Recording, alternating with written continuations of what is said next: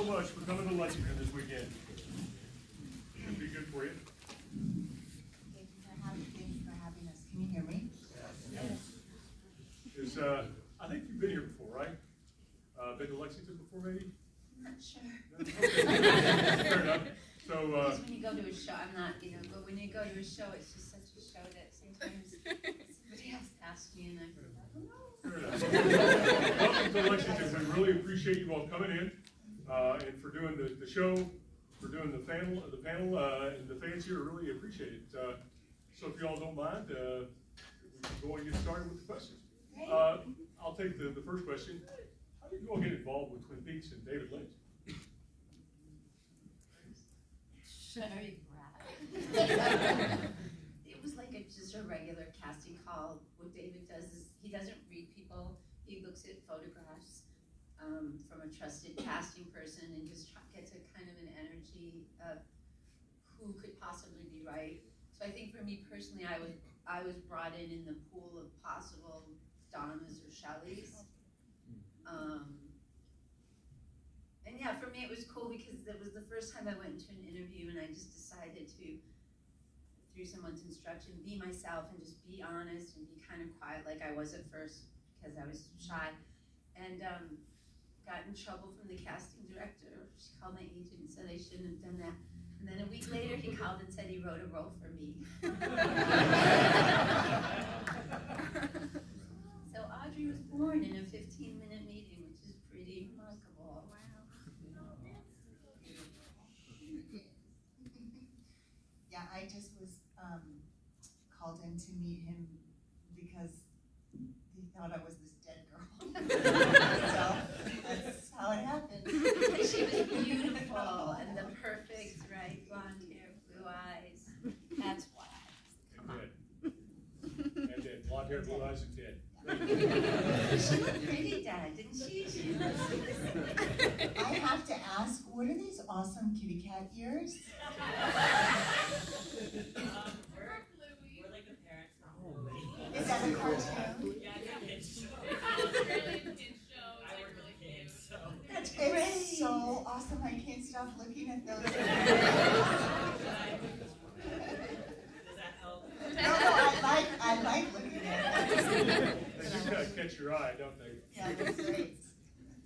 Well, we have a bunch of folks who have questions, so can we get started? Yes, start out there. Question for Sherilyn Fenn. I was a little disappointed with Audrey's character having a limited role in the return. Were you disappointed with it? It seemed like they could have done more of it.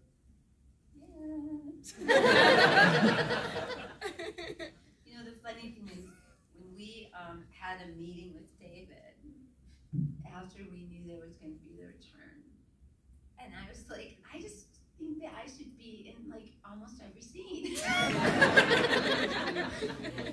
a brat. And then she had gone to the restroom or something. She came back, and David's like, Sherilyn Fenn thinks she should be in all the scenes. And Sheryl goes, well, she should. It was such a great endorsement. Yeah, it sucked. As you know, anybody that saw The Return, it's much more than Twin Peaks.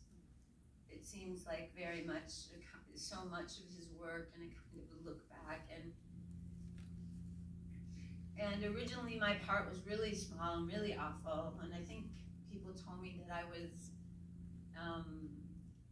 that my mom played the role, like I was supposed to have this hairdresser's place, and my son was supposed to like be abusive. I just didn't even recognize the character.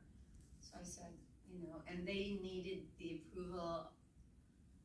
David promised them, Sheryl, Kyle, and I, at least, that and she's the face of the show.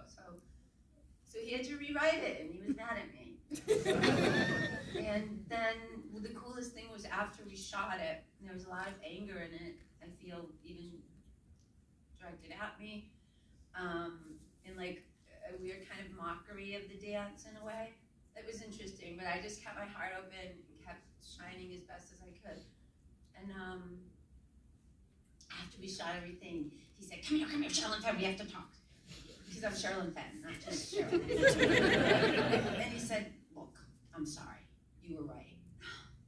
As I started crying, I'm like, I didn't need to, I just wanted her to be her, and he was so happy. And then he said, now go take off a bunch of your makeup, and we're gonna have you in a shot where you're like crazy, like you wanted to be. That was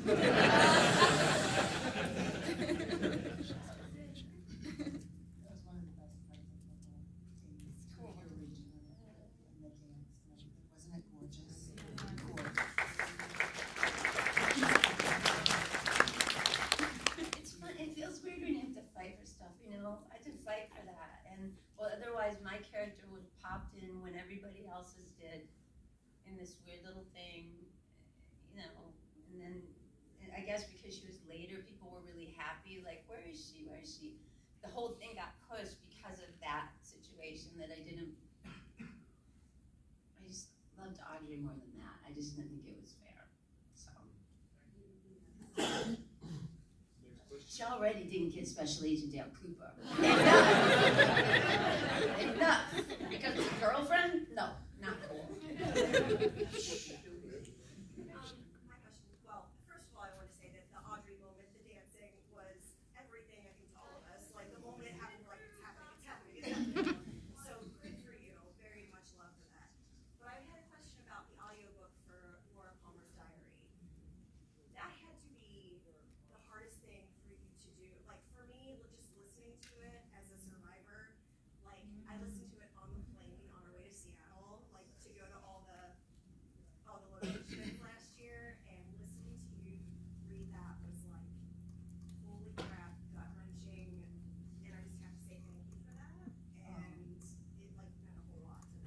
We have Jennifer, brilliant Jennifer, to thank for that, because, you know, I mean, reading that diary.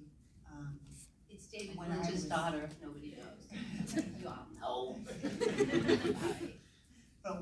thank you, I'm glad you said Jennifer Lynch. Jennifer In case Lynch, they don't know. in case you don't know.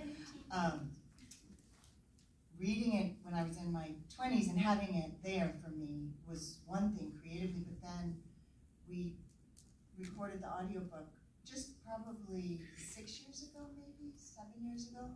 So I, you know, was at a much different chapter in my life, and to go back, and I hadn't reread it since, but it made me appreciate her words even more, because she was so young when she wrote that book. And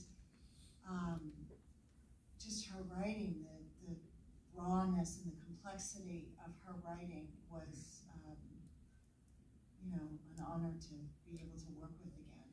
She was probably a teenager even, It's, because she's behind us. yeah, amazing. I was glad to experience it for the first time in your voice, because we owned it for years and I'd never sat and read it. And after seeing the flip from seasons 1 and 2 to going into Fire Walk with Me, it's like this, the other side of the mirror of Twin Peaks. It turns into this dark thing that you don't expect if you don't know it's coming. And I didn't, because I didn't get to experience it until like my 30s. And I just like was in shock when I saw your performance in Fire Walk with Me, and then got to read the diary. I was just like gutted in a good way, but you were just amazing, and so thank you for that. Thank you. Thank you very much. Next question. It's like the brilliance that David can do to show that everybody can focus on apple pie, and there's incest and murder, right? It's like, what? How did he do that? A fan pointed that out to me once. I was like, oh my gosh, you're so right.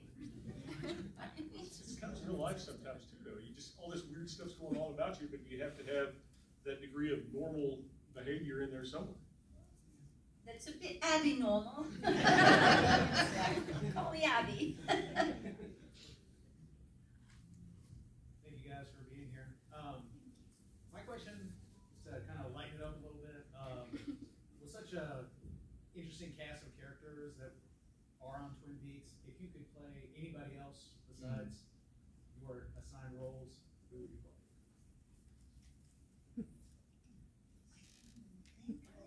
There's no, I mean, I feel like everyone did like, I can't imagine anyone else in the roles that were, like, do you know what I mean? There's no other Audrey, there's no other Lucy, there's no other, do you know what I mean? I can't even, it would have to be a character that was talked about, but that didn't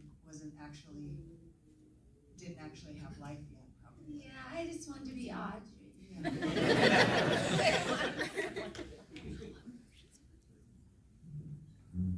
The owl. I'd like to be the owl. And I'm not kidding about With a that. broad lady, but who could do her justice, right? She was amazing. If you touch the log, you get in trouble. Was the Yeah, didn't she used to have to take it through airport security and like hold it, right, to not put it on the Yep. plane? Yeah. We love Catherine. God bless Catherine. Yes. This question's for Sherilyn. I just kind of connected that you've worked with both Jennifer with Boxing Helena and David, and I just wanted to know, like, is there any similarities with working with them? Did Jennifer pick up any kind of directing style? You have to remember, that was Dad. Yeah, yeah. She's a baby running around the set of Eraserhead. Oh, wow. Yeah. Like a little girl, like 2. Wow. Like a little blonde towhead. And she knows the secret of what the baby is, but she's been sworn to secrecy for her whole life of what it actually was. But she'll say, "Oh, did you like my home movies? My childhood movies?"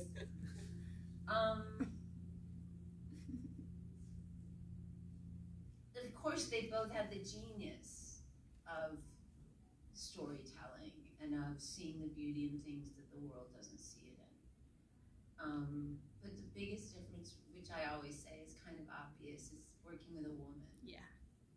That's totally different. Yeah. I've always felt like she was kind of underrated. People don't She's talk about her enough. amazing. Yeah. You know, she did Dahmer episodes. She just did the best episode of the Truman Capote against the Swans thing. Oh, yeah. Like, I watched it, I was so freaking bored. And then I honestly missed when it's, and I was waiting because it kept being Gus Van Sant, and I missed when it said Jennifer, and I was like, just last night, I said, this episode's so good. It was the first one, and then it's like, Jennifer. I'm like, girl. She's so honest, and she's so brilliant. I mean, she wrote Boxing Helena at 19, having an understanding. She said, I think as a child, she was in a really complex world, and she just absorbed it. And what David says is, Jennifer did a good job of raising me. So. Next question. I have a question for Sheryl. How did you recover from filming Fire Walk with Me? What makes you think I've recovered? I have not recovered. I won't even see it. I won't see her go through that. It just seemed like such a heavy thing to record. Like that, I know that stays with you. Like, how did you de-stress? Well, I didn't have a lot of, I was so young that I didn't have a lot of tools that, of how to,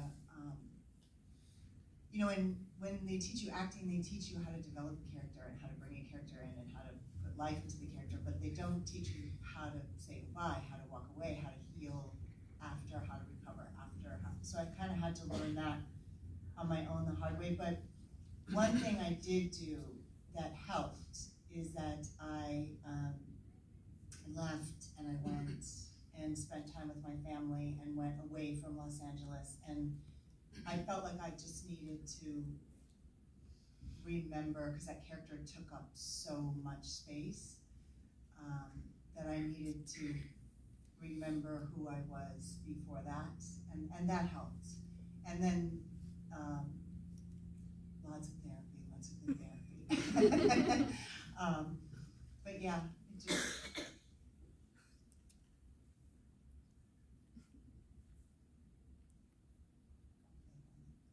But it's, yeah, I had to learn a lot. I had to learn how to, how to put a boundary how to down. put that. As a young actress, they'll push you, and push you, and push you, till you say, no, enough. we've done that enough at this point. So that was like a learning thing too. Yeah, lots of learning, lots and lots of learning. Yeah. Thank you so much. No, thank you. Next question? Back to the back. So, if you were going to introduce Twin Peaks to somebody new that's never seen it, what is one scene or moment that you think encapsulates Twin Peaks the best? I know what I think. Yeah, cool. Good, I don't have one. There's a fish in the parking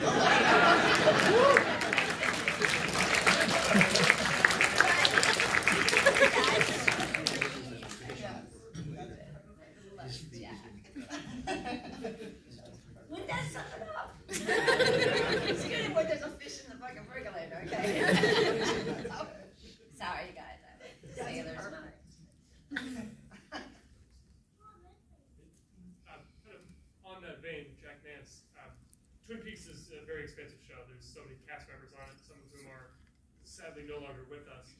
I was wondering if you all had any experiences or memories that you could share with some of those cast members who have passed away. So many have passed away.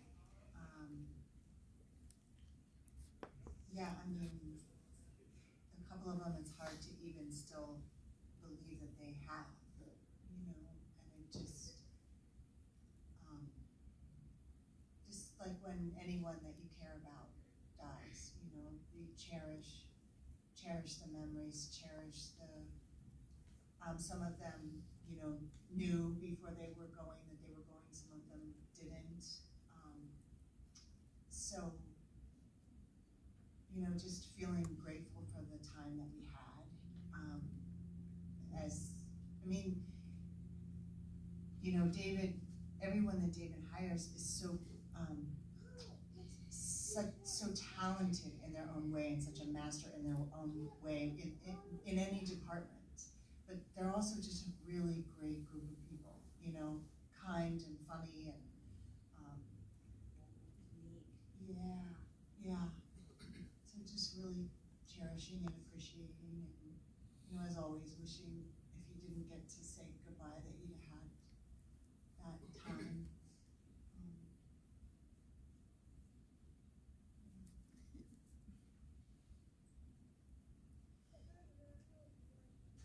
Yeah, I think that's true. It's just you go back and appreciate the times with them.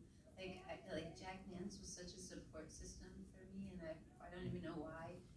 He just was. He just was always around and talking to me. Well, we sat because they did the percolator in the Great Northern too, so we were kind of together. And it was tragic what happened to him, and David's still heartbroken by it. And life goes on. This life dream. You have any good practical jokes that just kind of change gears a little bit? Practical jokes that came up during the show? I don't know. I'm not funny. I don't have I think it's really cool what I learned about one thing that I thought was amazing that David did that I always remember is that he works, you know, through meditation and everything of being present and seeing everything in the moment is not a problem, it's a gift. How do we use it? What do we, example, so they go into the set, I think, at the sheriff's office, and when they went in to rehearse, the deer's head was on the table. And they said, oh, we're gonna get it, and David's like, no, leave it, you know, leave it, you know, so like that kind of stuff is so cool, that he would just, and the blinking light when they were checking her in the morgue was not supposed to happen necessarily. So he said, no, don't fix it, leave it, you know? So that's to me, that's such a way of allowing some sort of creative spirit to come through, some sort of, you know, something that's not just about your ego. That's why when you ask him, what's the movie about, or what's this about, he asks you what you think it's about, and he tells you that's what it's about. He doesn't have some ego attachment to you, he just would like to touch you. And even if it's a punch in the belly, or, you know, it's true. So. Even the character of Bob. Yeah. How that came to be, right? I mean, that's crazy. poor guy, he was like, what am I doing? Can I do props again? What is going on? That was the coolest thing ever when I heard that. I couldn't. It's a game changer if you realize. Life isn't against you, it is for you, and it's working for you, and even with you. If you can go, pull back, okay, what can I, oh, that's interesting, I didn't even think of it that way. You know, don't stay in the box. That's what David said when I was young. He said, you know all those dark corners in your mind? I'm like, yeah. Don't be afraid of them. Shine a light on them. And don't do therapy. But I did the therapy. He won't do therapy. Because it will mess with his creativity. That's been a great life lesson in general, though, is to be able to, sometimes things get presented to you, it's like, what do I do with this? Or it throws you off, but figure out a way to use it. Yeah, absolutely. Exactly. Okay.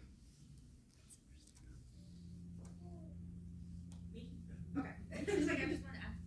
So, looking around, I see faces that did not see it when it aired briefly. But as one of those people who are alive at that point, there are many questions through Gen X of who shot JR, and there was one, who killed Laura Palmer? How did it feel to be? I mean, that you're a generational question. You know, it was just like, well, tune in. Even my mom and dad, they weren't watching it. They're like, who did kill this girl? And then it was like, I can't tell you. We didn't know. I mean, Yeah. everyone was convinced that we knew. But Oh, yeah. Yeah. I mean, how, like, in, I guess, in a role of, like, legacy, I mean, you were a Palmer. How did it feel to have that kind of, who killed you? well, I mean, I think it, you know, you just kind of understand, like you said, I mean, she was a young person who died, and she just represented the shadow side of this town, you know, and so it was a way into a story for all of these other wonderful, complicated, delicious, exciting characters in the story. So it just was, do you know what I mean? Yeah. I mean, the strangest thing for me was that character was dead, and so when people would see me, it was as if they were seeing a ghost. You know, I would be at the grocery store and someone would go, that's a weird thing when you're young and you're trying to figure out how to navigate through the world. Aren't you that dead girl? You know, I mean, that's, you know, but I understood it just as, you know, this part of this story with all of these amazing people that live in this town. And just for Sherilyn, as an added note, I had some awesome black and white shoes, and all my friends were like, oh, you have Audrey shoes. There were travel shoes that had wheels, so that makes it water light were Audrey shoes. That was the David demand. Yeah, he demanded she have style shoes. So they had to make them because they couldn't find them. And so they found a white Oxford and just painted because he's like, oh, he has to have the style shoes. He just, it's so incredible.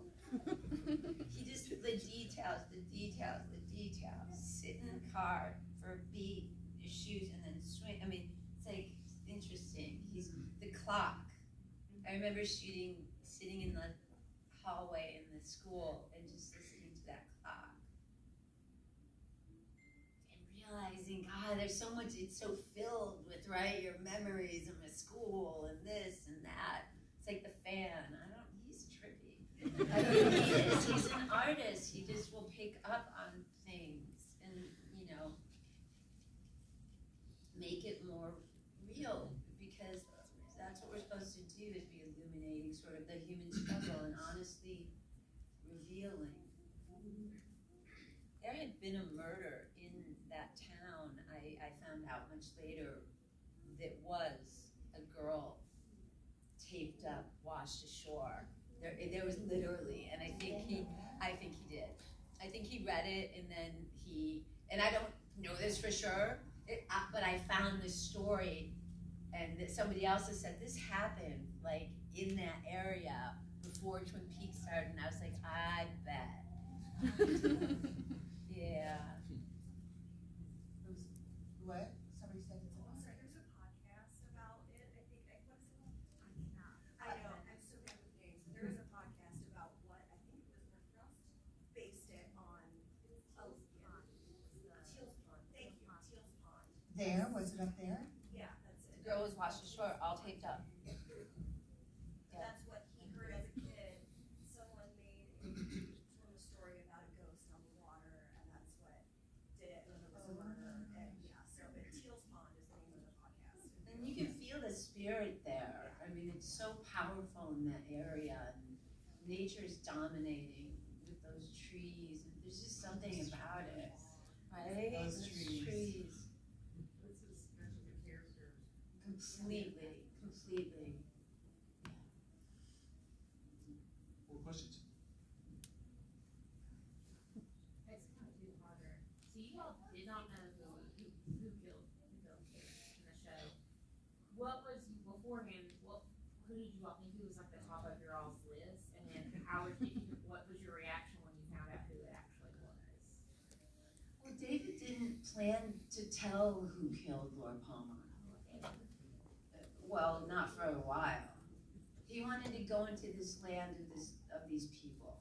And it wasn't, and for the studio networks who are very uncreative and at times really stupid,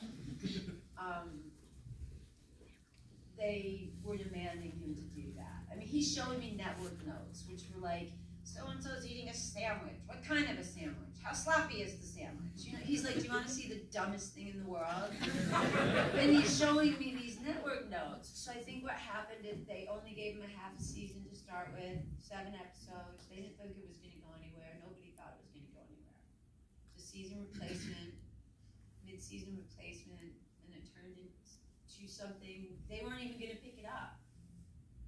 And then the fans wrote in, and then they picked it up for a second whole season. And then he was barely there, which is why 2 is a little weird. And also stupid at times. I'm sorry, they pulled up in an airplane with a blind man with a thing. I'm like, you guys, I'm calling David right now. I did. It was just like, you know, because I think what brought people in is it touched their hearts. You know what I mean? It didn't insult their intelligence. It didn't, you know, and now it was just being stupid.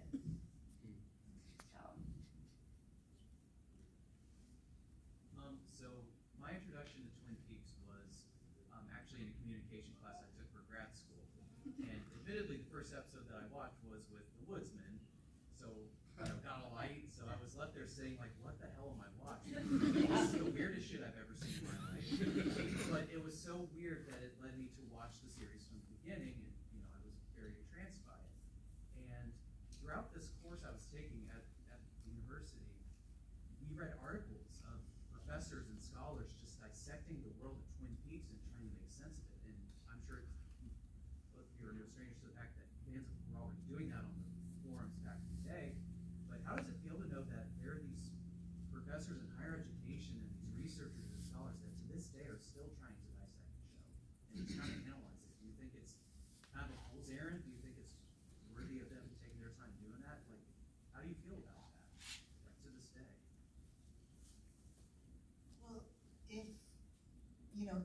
if any form of creativity is inspiring deep thought and conversation, that seems like a good thing to me. I don't think that they'll ever come up with an answer, but I don't think that that's the point. You know, that just the conversation and the thoughtfulness, it happens to be through that path, but it could just as easily be through the path of a painting or a novel or a piece of music. But, you know, it doesn't surprise me in the sense that David artistically is so multidimensional and is so rich and complex in the worlds that he creates in, and so it doesn't surprise me in that sense. What university was it? I go to the University of Dayton up in Ohio. Yeah, I don't think it can hurt if that's your you know, if you're learning about storytelling and all that kind of stuff. The thing where it gets tricky is as Sheryl said, there isn't an answer. The answer is, how deep are you willing to go into your own soul to know the story that you need to tell? I think Maya Angelou said there's nothing as sad as an untold story held inside of somebody. I'm not saying it obviously as eloquently as she did, but he has a connection and with everybody has their lens, right? David didn't put on the lens that everybody in the world is supposed to put on. And by the by, I suggest you all take them off because there's some fucking amazing, scary shit happening in the world right now. Yeah. And it's being revealed. So we have to become critical thinkers and not just listen to the news. Because that's just what they want to tell you. I think one of the biggest reporters said, if there's commercials, you're watching entertainment. Yeah. And it was like Walter Cronkite, like one of those, I can't remember his name, I can see his face right now. Moyer, something like that. He's like, it's as simple as that. He told so, anyways. But I think it is good. But the thing is, what's your story? What's your truth? God, if people would start to turn towards themselves instead of looking outside, if I find the truth to what David says, it doesn't mean anything.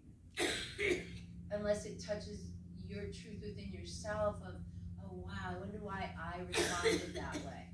The bigger the reaction, the more personal the material. Nobody can tell you that. And that's the work of a human being. Figure out your stuff and stop putting it on other people. Be a different world. This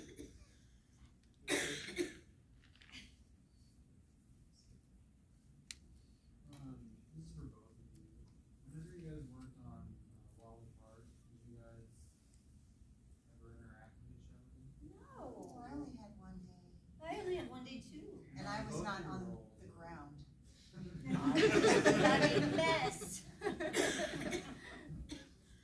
Yeah, we did. They were both great roles. They were very like impactful and emotions and stuff.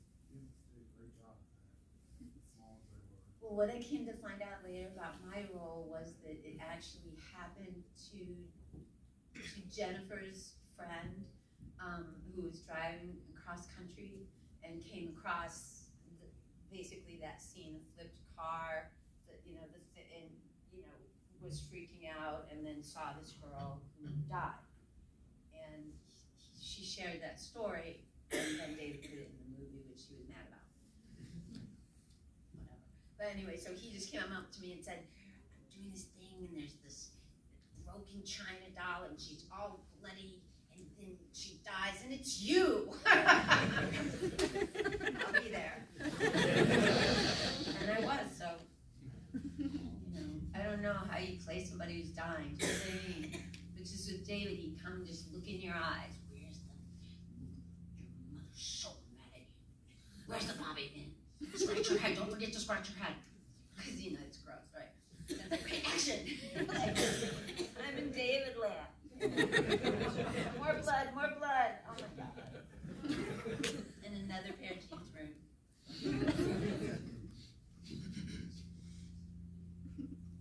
have a question for Sheryl Lee. My question's about Frank Silva. Just because Bob is so terrifying. Did the two of you ever prepare for those scenes? Or what did you do? Just because he is the scariest. I cannot even think about him. I He was the sweetest, sweetest person. Yeah, I mean, you kind of, when you're in that world, when you're on set and David's there, that's the preparation there. It just happens. But he was just the kindest, sweetest, wonderful gentleman. So, David, when we would be there, David would bring out, well,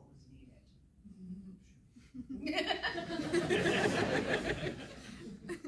always hear that, though. The people that play the most horrible characters on movie or television are always so nice. They play with puppies and they do all this other stuff, and it's great.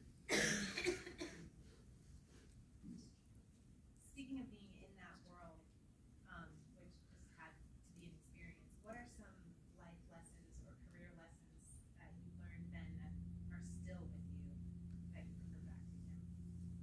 Well, the biggest one is like what Sherilyn was talking about earlier from David of being present and being present to not miss, being present so that you don't miss what's actually happening in this moment around you, both creatively as an artist, as an actor, and then as a human.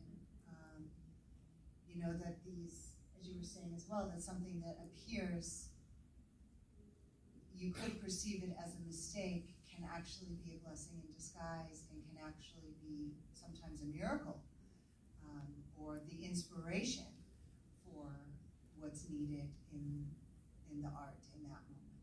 I think that's the biggest thing that, and the collaboration of like Twin Peaks and that whole world is such a collaboration of the humans and the non-humans. That the trees are, and the owl and the air, the mist, it is all such a part of the art itself that, and it doesn't, on other sets, other directors don't necessarily include that, but having that been my starting point, the understanding of how much all of these other elements and all of these other beings, seen or unseen, human or non-human, are also, I was able to learn that and experience that and kind of continue to carry that. It's so true, because you think of the, remember the trucks with all the logs? It's like David's favorite thing in the world. Oh my God, he loves the logs and the cutting of them and the machinery, all of it. He has a childlike innocence still. That it'll be okay. We'll see it like this. Or what if we do it like this? And the world beats us down. We often lose that. And I think because he had the courage to not do big films in terms of where studios would take his power from him to tell the story that he needed to tell. And it's like when your best friend tells you something that's really personal. That's why with David's work, you all get your own personal thing, because it's personal. That kind of work, if an actor does that work, if a director, and for him it very much is that, and the joy of film and the smell of film and just all of it. Well, now he likes video. Now he hated it at first. Oh my God. Now he's like, they've got some good techniques. It looks like film. It's quicker. And I learned to go into the dark sides and not be afraid to shine a light there,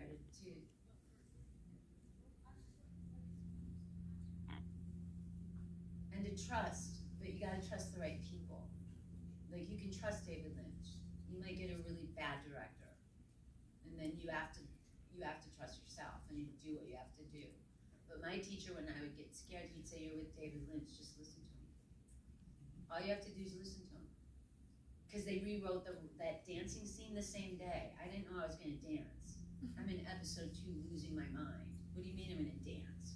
Why am I dancing? Because we wrote you a song. I'm like, oh my God. But why? Because you're just going to groove and it's not logical what you're being told. Whatever. So it's amazing. But he looks at you and he almost hypnotizes you, and you're like, "Oh, DK out," and I go and do it, and then it becomes that trust of okay, everybody leave this out. We're rewriting this scene. Grab some cappuccinos for the girls and I, and he rewrote the whole scene right then. That's rare. That's really rare, because time is money. Okay, unfortunately, that's all we have time for today. I'm terribly sorry. However, they have booths downstairs. Make sure you take that time and go visit with them, speak to them, and they'll be happy to talk to you a little more. Please give a big round of applause.